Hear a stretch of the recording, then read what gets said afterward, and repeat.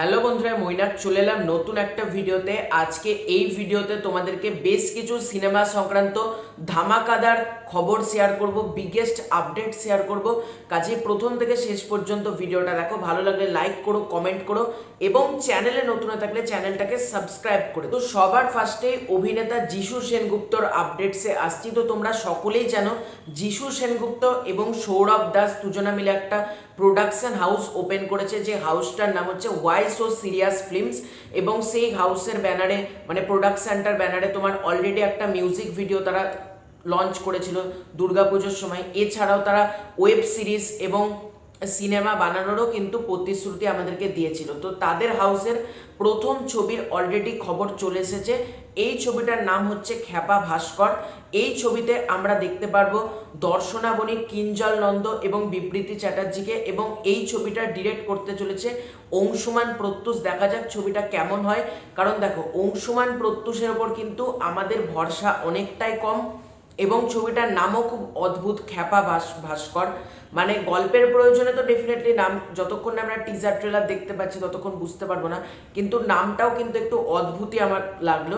দেখা যাক ছবিটা কেমন হয়। যিশু সেনগুপ্ত এবং সৌরভ দাসের প্রোডাকশন হাউস, এবং এই প্রোডাকশন হাউসে অলরেডি মহেশ ভাটও কিন্তু রয়েছে। এর পরবর্তী আপডেটটা আফরান নিশোকে কেন্দ্র করে।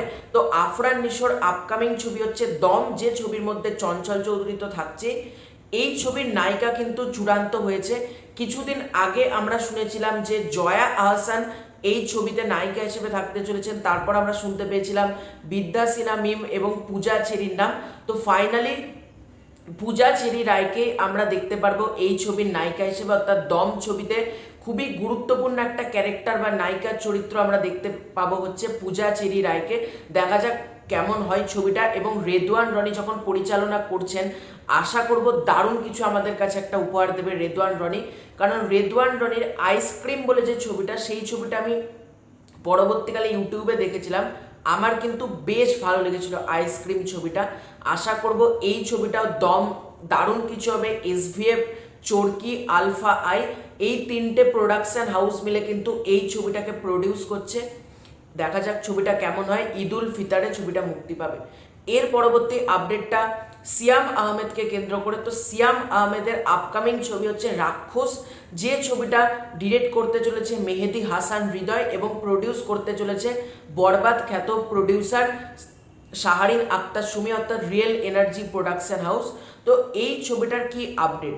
এই ছবির যেটা আপডেট সেটা হচ্ছে এই ছবির শুটিং স্টার্ট হয়ে যাবে নভেম্বর মাস থেকে, এবং এই ছবির মধ্যেও আমরা গোর ভায়োলেন্স কিন্তু দেখতে পাবো। অর্থাৎ বরবাদে যেরকম আমরা শাকিব খানকে দেখতে পেয়েছিলাম অ্যাকশন ভায়োলেন্স অবতারে, ঠিক একইভাবে কিন্তু আমরা সিয়াম আহমেদকেও এই ছবির মধ্যে অ্যাকশন এবং ভায়োলেন্স করতে দেখতে পাবো। এবং জঙ্গলি যে ছবিটা সিয়াম আহমেদের, যেটা খুব প্রশংসা পেয়েছে দর্শকদের মাঝে, এবং আমারও ব্যক্তিগতভাবে জঙ্গলি দারুণ লেগেছিল। তারপর বলা হচ্ছে সিয়াম আহমেদের সব থেকে বড় ছবি হতে চলেছে কিন্তু এই ছবিটায়, এবং এই ছবির বাজেট কিন্তু বেশ হাই।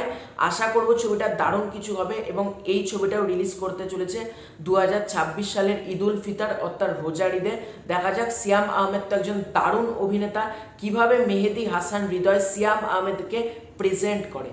এর পরবর্তী আপডেটটা শাকিব খানকে কেন্দ্র করে। মেগাস্টার শাকিব খানের ছবি সোলজার, এই ছবি নিয়ে কি আপডেট? তো দেখো, সোলজার ছবির রিলিজ নিয়ে আমরা কখনো শুনেছি নভেম্বরে মুক্তি পাবে, কখনো শুনেছিলাম ডিসেম্বরে মুক্তি পাবে, কিন্তু আলটিমেটলি আমরা জানতাম না কিন্তু এই ছবি কবে মুক্তি পাবে, বা মেকার্সরাও কিন্তু অফিসিয়ালি কোথাও একটা ডেট মেনশন করেও কিন্তু লেখেনি সোলজার অমুক তারিখে মুক্তি পাবে, জাস্ট কামিং সুন। সোলজার এই বছরেই মুক্তি পাবে, কিন্তু এক্স্যাক্ট ডেট কিন্তু আমরা জানি না। তো সোলজার কবে মুক্তি পেতে চলেছে? তো যেটা জানতে পারা যাচ্ছে, বাংলাদেশের বিজয় দিবস অর্থাৎ 16ই ডিসেম্বর কিন্তু মেকার্সরা টার্গেট করছে সোলজার ছবিটাকে মুক্তি দেওয়ার জন্য। এটা আমার মতে একেবারে সঠিক ডিসিশন। দেখো, যদি ক্রিসমাসে মুক্তি পেত তাহলে অনেকটা পর হয়ে যেত, মানে প্রায় তোমার 7-8 দিন বাদে। তার থেকে কি আছে, এবারে সঠিক ডেট বিজয় দিবস, এবং প্যাট্রিয়টিক যেহেতু ছবিটা, সেহেতু বাংলাদেশের বিজয় দিবস অর্থাৎ 16ই ডিসেম্বর কিন্তু এই ছবিটা মুক্তি দিলে আমার মতে দারুণ কিছু হবে। এবং বড় বড় নিউজ চ্যানেল থেকে কিন্তু বলা হচ্ছে বিজয় দিবসে কিন্তু ছবিটা আসতে চলেছে। দেখা যাক ছবিটা কেমন হয়। শাকিব ফাহাদ কিভাবে শাকিব খানকে প্রেজেন্ট করে, তো এছাড়াও পোস্টার তোমার অ্যানাউন্সমেন্ট যে গ্লিমসটা এলো সেটা তো আমার বেশ ভালো লেগেছিল। তো এটাই ছিল আজকের ভিডিও। ভালো লেগে থাকলে লাইক করো, শেয়ার করো, সাবস্ক্রাইব করো। তোমাদের কোন আপডেটটা সব থেকে বেশি ভালো লাগলো সেটাও কিন্তু কমেন্ট করে জানিও। খুব শীঘ্রই দেখা হচ্ছে নতুন কোনো ভিডিওতে, ততক্ষণের জন্য বাই বাই।